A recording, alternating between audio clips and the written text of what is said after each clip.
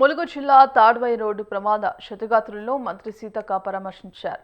జిల్లా ప్రభుత్వ ఆసుపత్రిలో చికిత్స పొందుతున్న వారి ఆరోగ్య పరిస్థితిపై ఆరా తీశారు.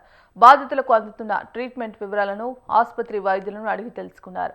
బాధిత కుటుంబాలకు ప్రభుత్వం తరపున పూర్తి సహాయం అందజేస్తామని మంత్రి భరోసా ఇచ్చారు. మంత్రి వెంట గ్రంథాలయ సంస్థ చైర్మన్ బానోతు రవిచంద్ర ఉన్నారు.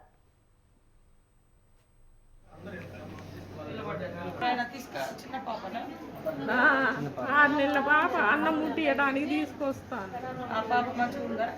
నాకు కూడా దెబ్బలు తగిలినాయి. బాబుకి అమ్మకి తలగలే, వాళ్ళ బాబుకే తగిలింది. మనవాడు ఇద్దరు కొడుకులు కోడళ్ళు అందరికమ్మ.